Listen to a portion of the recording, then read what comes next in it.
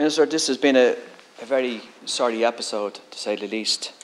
And when we talk about trust and confidence in our health service, when families have been let down fundamentally, it can leave a terrible, terrible taste, you know, in people's mouths.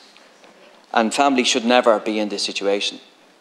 You know, families with children with complicated situations, you know, they need that intervention as soon as possible.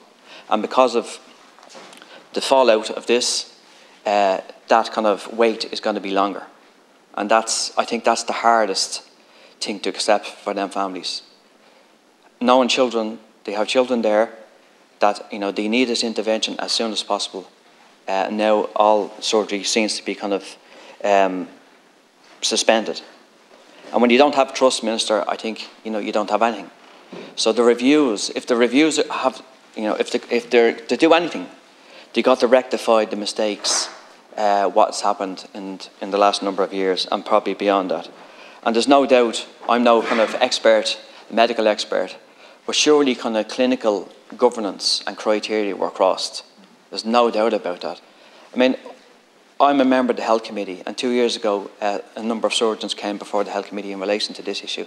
And to me, it was one of the best health committees I've ever been at. It was extremely positive, and the people that spoke very kind of passionately about the situation where they find their patients in.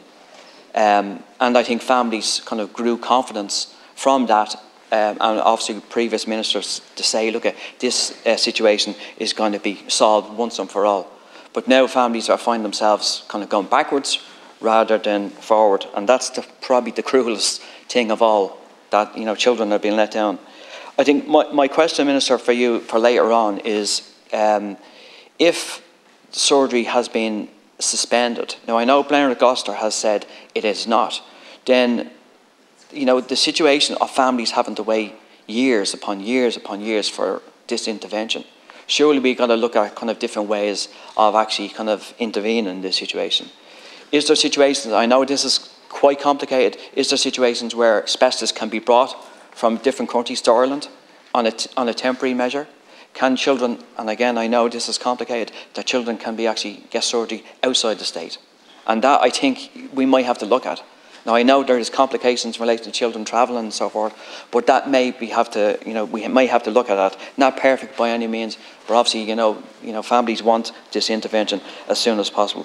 But Minister, I think again in relation to the reviews and in relation to families and the advocacy groups, I think it's extremely important that they have their say in relation to kind of, you know, how this is all being kind of played out, because it's completely unsatisfactory.